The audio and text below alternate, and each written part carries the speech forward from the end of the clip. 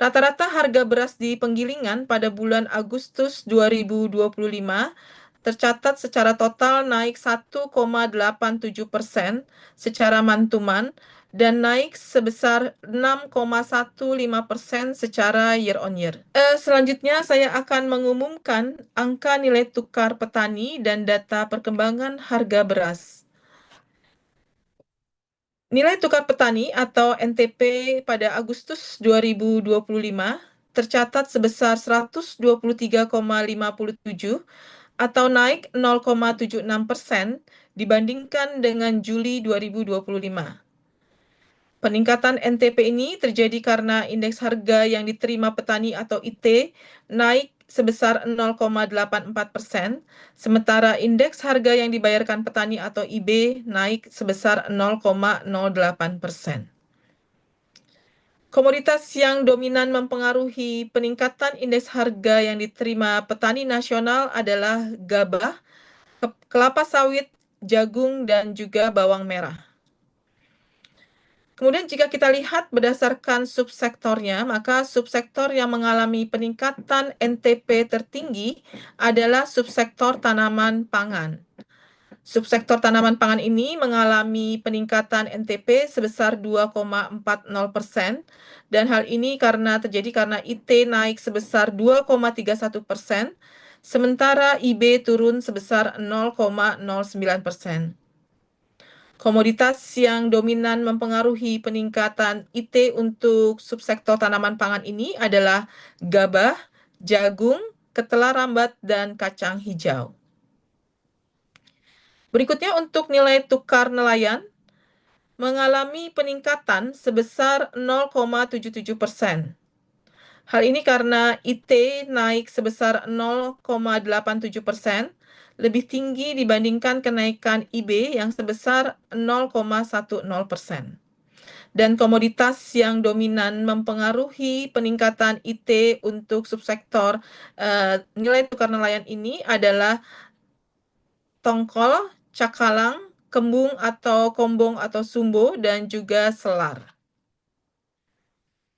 Berikutnya adalah rata-rata harga beras baik di tingkat penggilingan, grosir, serta eceran. Yang pertama, rata-rata harga beras di penggilingan pada bulan Agustus 2025 tercatat secara total naik 1,87% secara mantuman dan naik sebesar 6,15% secara year on year. Jika kita pilih menurut kualitas beras di penggilingan, maka beras premium naik 2,32% secara mantuman atau naik 5,77% secara year on year. Dan beras medium naik 1,46% secara mantuman, serta naik 6,58% secara year on year. Selanjutnya untuk inflasi beras di tingkat grosir dan eceran pada bulan Agustus 2025, yang pertama untuk tingkat grosir, terjadi inflasi sebesar 0,64% secara mantuman dan terjadi inflasi sebesar 5,56% secara year on year. Kemudian di tingkat eceran, terjadi inflasi sebesar 0,73% secara mantuman dan terjadi inflasi sebesar 4,24% secara year on year. Sebagai informasi, harga beras yang kami sampaikan ini merupakan rata-rata harga beras yang mencakup berbagai jenis kualitas dan juga mencakup seluruh wilayah di Indonesia.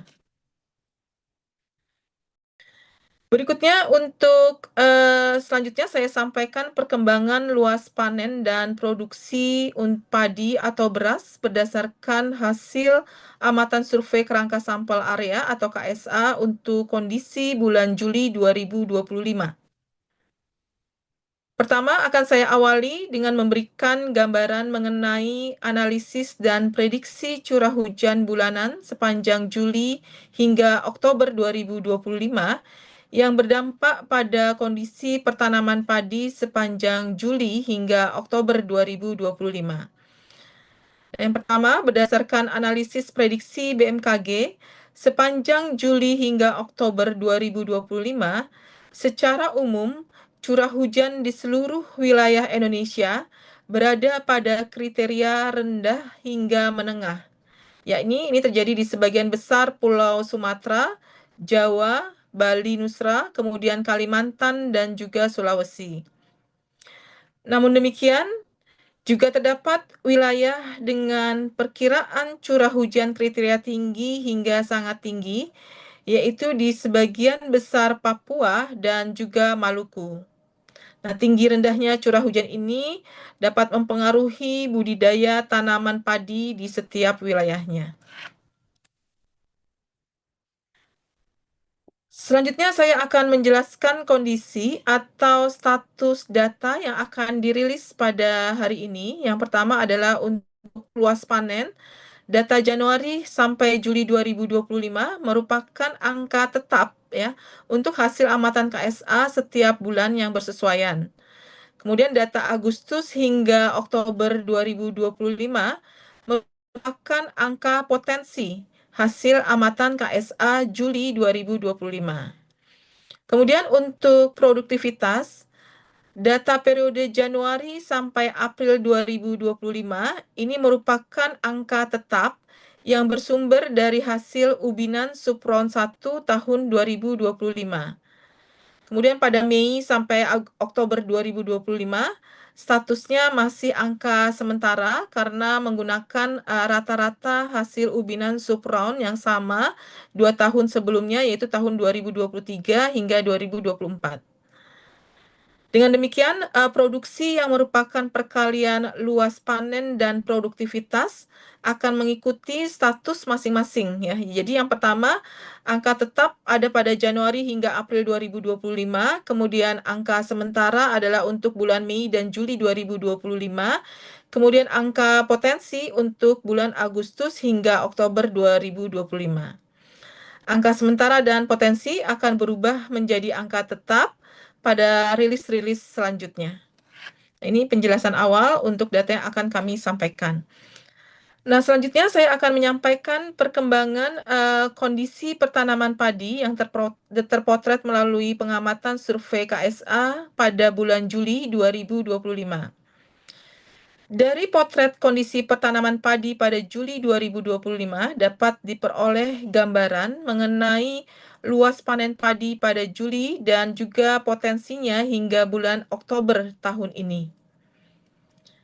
Pada amatan survei KSA di bulan Juli 2025 diperlihatkan bahwa sekitar 11,69% lahan pertanian untuk budidaya tanaman padi telah mengalami fase panen.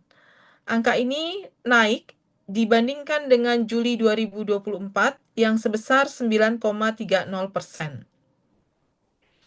Hasil amatan juga memperlihatkan bahwa sekitar 40,35% lahan pertanian untuk budidaya tanaman padi sedang ditumbuhi tanaman padi atau yang disebut sebagai standing crop, yaitu untuk fase vegetatif awal ada sebanyak 11,94%, kemudian pada fase vegetatif akhir ada sekitar 11,86%, dan fase generatif ada sekitar 16,59%.